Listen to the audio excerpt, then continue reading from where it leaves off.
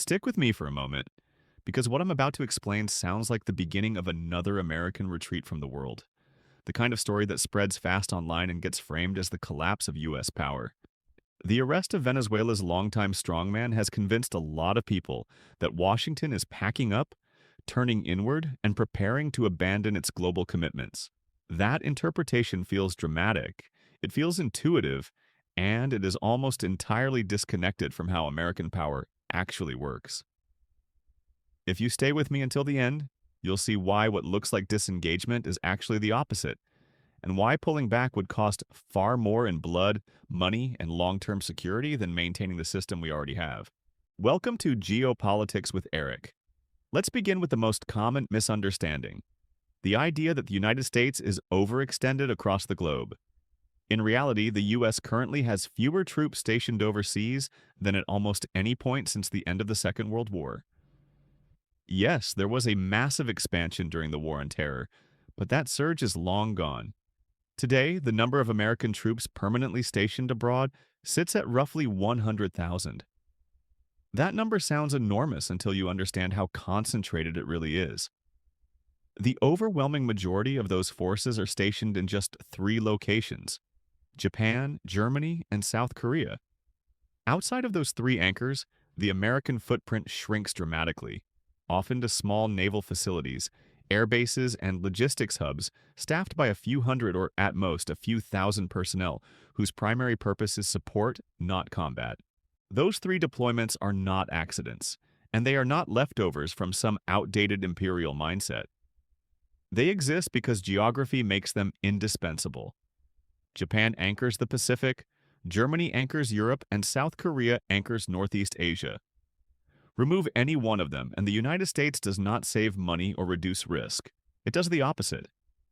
If the U.S. were to withdraw from Japan, it would effectively surrender its ability to influence the Western Pacific and the Asian mainland. That includes Japan itself, South Korea, Taiwan, Southeast Asia, China, and even Australia. The region would not become peaceful on its own. It would reorganize around a new dominant power, and history gives us very little reason to believe that outcome would be stable or friendly to American interests. Germany presents an even more delicate situation. Europe without an American anchor does not become neutral or self-balancing. It becomes competitive. Germany sits at the center of the continent. It has the largest economy in Europe, and it has the population and industrial base to shape the region whether it intends to or not. The last two times Germany was left to navigate Europe's security environment independently, the result was catastrophic. Pretending that this time would somehow be different is not strategic optimism, it is willful amnesia. And all of this unfolds against the backdrop of a nuclear-armed Russia that has spent decades pointing strategic weapons at the United States. For the relatively small cost of roughly 30,000 American troops stationed far from any immediate front line, the U.S. stabilizes an entire continent. That is not an expensive commitment. It is one of the cheapest insurance policies in modern history. South Korea may be the clearest example of why forward deployment saves money rather than wasting it. If the United States withdraws from the Korean Peninsula, the risk of war skyrockets. North Korea already possesses nuclear weapons and delivery systems capable of reaching American territory. A destabilized Korea does not simply threaten Seoul or Tokyo, it threatens American cities directly. Defending against that threat from across the Pacific would require vastly more spending on missile defense, intelligence, and homeland security than maintaining approximately 20 to 25,000 troops on the ground today. Forward presence prevents escalation. Distance invites it. Once you understand that, the idea of a broad American withdrawal starts to look less like prudence and more like strategic self-harm. The current military footprint is carefully optimized. It keeps potential wars far away, reduces long-term costs, and minimizes the likelihood that the United States will ever have to fight a large-scale conflict directly. Pulling back does not buy peace. It delays conflict until it becomes unavoidable and far more expensive.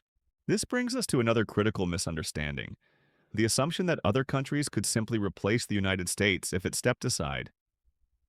Projecting military power across oceans is not something nations can improvise. It requires decades of logistical development, specialized infrastructure, and institutional experience. In the modern era, only one country does this at scale, and that country is the United States. The last time others managed it was before the Second World War, when imperial powers like Britain and Japan dominated global trade routes. Most modern states never bothered to develop that capability because they didn't need to. The American-led system gave them access to global markets without forcing them to pay the military costs required to protect those markets. That was the post-1945 bargain. The United States would guarantee global security, protect sea lanes, suppress piracy, and maintain a stable international order. In exchange, allied nations aligned their security policies with Washington. The result was globalization and unprecedented economic growth. Most countries discovered it was cheaper to let the United States handle security than to build independent global militaries. Japan and the United Kingdom became major naval powers, but even they operate in close coordination with the U.S. Navy.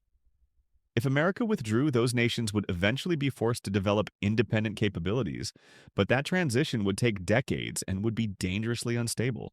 China is often cited as the rising replacement power, but its limitations are frequently ignored.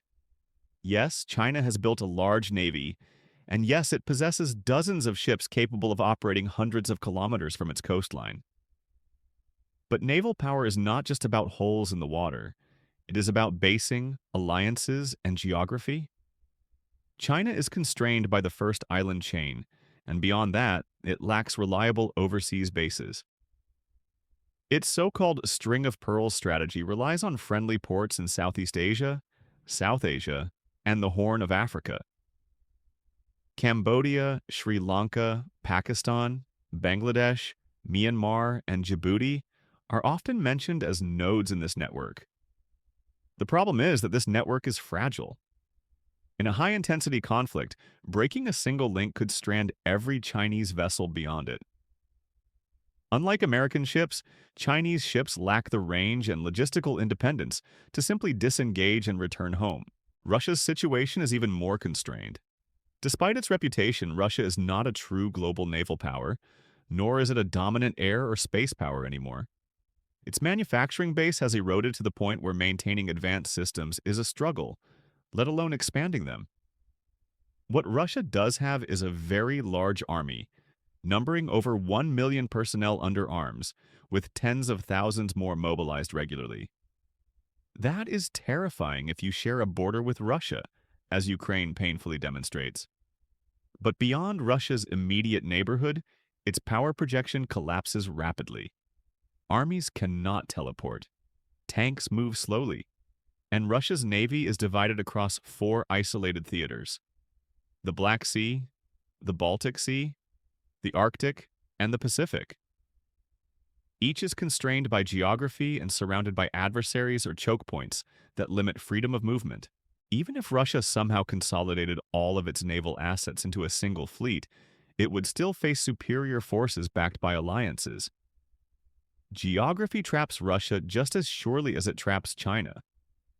Neither country has a robust alliance network capable of compensating for those constraints. The United States does, and that difference matters more than raw numbers on paper. This is where isolationist arguments tend to collapse.